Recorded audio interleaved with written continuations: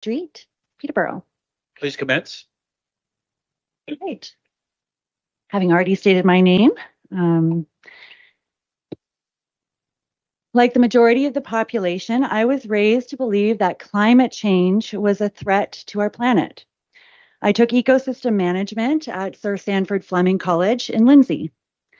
In my spare time, I researched the science behind climate change in the hopes that one day I would work for the UN.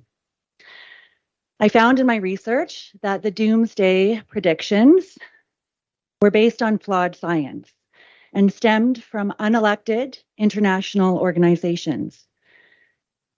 The policies that they are recommending have undermined our rights and our sovereignty. And I would like to give a background on that before I address the reports on your agenda tonight.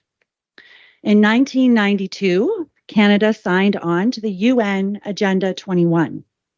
A total of 178 nations agreed because this international agreement promised to bring big money for going green.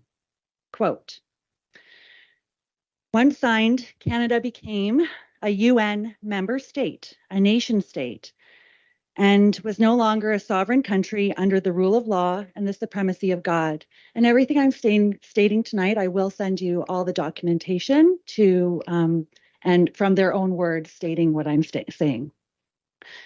It was then that all towns in Canada and every other country that signed on were, in a sense, abandoned and merged with others to form UN city-states, of which Peterborough is now one. By the year 2000, we saw countries now being governed by the direction of the United Nations, the G7, the G20, the Council of Foreign Relations, the World Bank, and the World Economic Forum, World Health Organization as well, and the International Council on Local and Environmental Issues. I believe that acronym is pronounced ICLEI, but you can, or ISIL, you can correct me which one. Instead of following parliamentary procedures for law changes, the Municipal Primer, which looks like this, the title of it, the title page, was sent to all our local towns in 1994 and outlined how they would restructure their governments, their municipal governments. In this primer, you will see that our public officials, our elected mayor and council, are now partnered with a private corporation called the City of Peterborough, all caps. This is a private corporation, not a public. And working alongside with that corporation's chief administrative officer, I believe a new one is now in place, Jasbir Reina,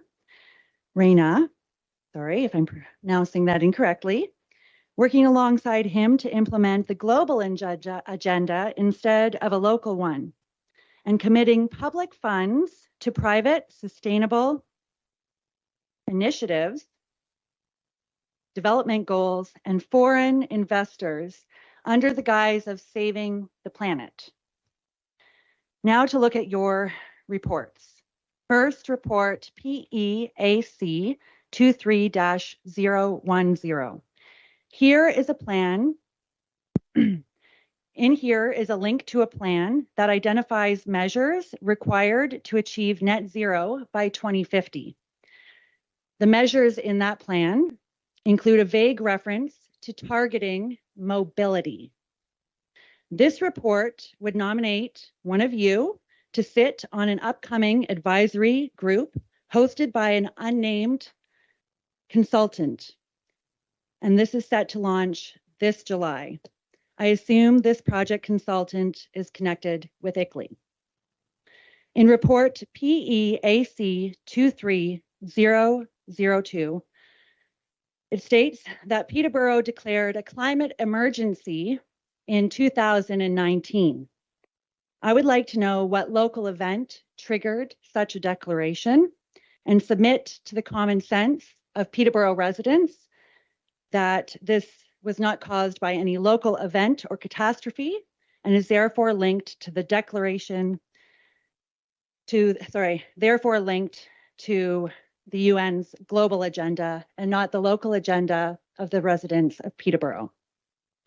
This report states that the city participated in ICLEI Canada's Advancing Adaptation Project and received a grant for $15,000. Big money for growing green, and I'm sure that is not the only amount of money that this council has received from ICLEI over the years. Most disturbingly, it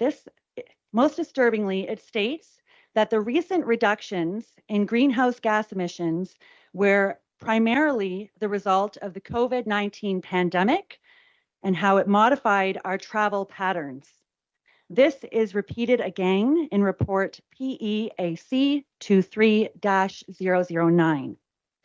When you put this together with the previous statement about targeting mobility, the question of whether the sacred mobility rights of the residents of Peterborough are at stake, and if your participation in furthering this agenda is not a violation of your oath to uphold the Constitution of Canada, along with our Bill of Rights, and if so, may this be a verbal warning, a verbal notice, that if you proceed with passing this agenda item,